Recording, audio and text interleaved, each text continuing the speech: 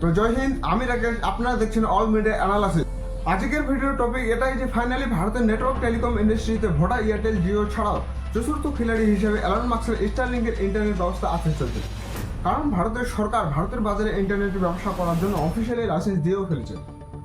তাও আবার এমন সময় যেই টাইমে স্টারলিংকের মালিক এলন মাস্ক আর আমেরিকার প্রেসিডেন্ট ডোনাল্ড ট্রাম্প দুজনের মধ্যে খুবই রেষারেষি চলছে।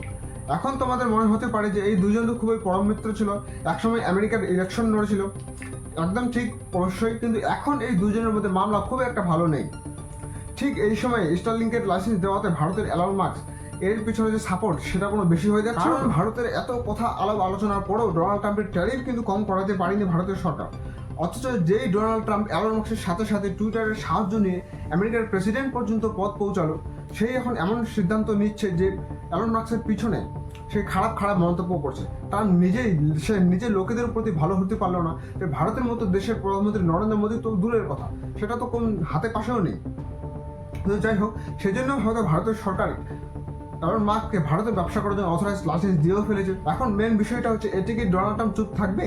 এর সাথে সাথে স্টারলিংকের ইন্টারনেট ব্যবস্থা যদি ভারতে আসে, তাহলে ভারতের ইন্টারনেট প্রোভাইডার কোম্পানি যারা আছে তাদের কি অবস্থা হবে?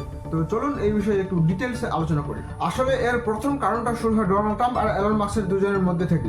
বেশি কথা গুজব আলোচনার মধ্যে একটু বেশি হয়তো রেষারেষি হয়ে ফেলেছে। সেজন্য এলন মাস্ক ট্রাম্প সরকারের ডোজি ডিপার্টমেন্টে রিজাইন করে দেয়। তারপর মামলা আরও একটু গরম হয়ে ওঠে। দুজনে একে অন্যের প্রফেশনাল ম্যাটার থেকে পার্সোনাল ম্যাটারও দখল আন্দাজ করতে শুরু করে।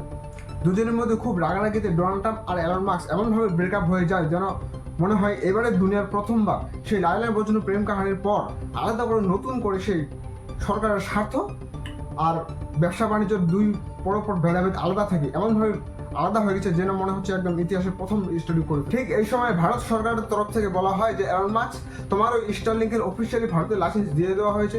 গত 4 বছর ধরে যেই কাজটা হয়নি, এলন মাস্ক আর ডোনাল্ড ট্রাম্পের ঝগড়ায় কয়েকদিনের মধ্যেই সেই কাজ পুরোপুরি হয়ে যায়। এই ব্যাপারে ডোনাল্ড ট্রাম্প যদিও এখনো কোনো কিছু বলেনি, তবে আমার মনে হয় ট্রাম্প অবশ্যই ভবিষ্যতে কোনো না কোনো কিছু করার প্ল্যান নির্ঘাত করে থাকবে। এইবার ব্যাপারটা হচ্ছে যে তাহলে আমাদের নেটওয়ার্ক ইন্টারনেট প্রোভাইডার কোম্পানিগুলোর কি হবে?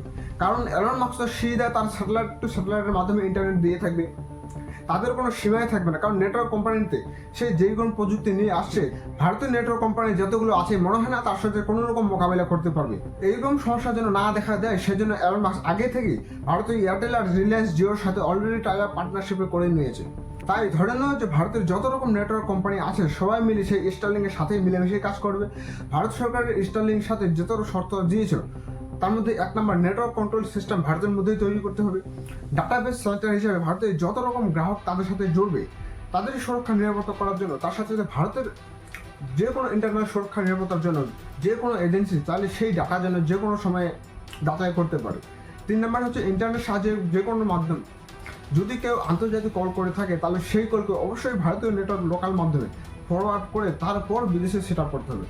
এমনটা নয় যে শুধু স্যাটেলাইট টু স্যাটেলাইট মিলিয়ে দিলে বাস কল হয়ে গেল, ভারতের কেউ কোনো টেরও পেল না, এমন যেন না হয়। তবে এলন মাস্ক বলে দিয়েছে যে ভারত সরকারের যত রকম শর্ত ছিল তা স্টারলিংক সবগুলো শর্ত পূরণ করতে রাজি হয়ে গেছে। আর যদি এমনটাই হয় তাহলে ধরে নাও আগামী দিনে খুব শীঘ্রই স্টারলিংক তার ইন্টারনেট পরিষেবা ভারতের বাজারে নিয়ে আসছে।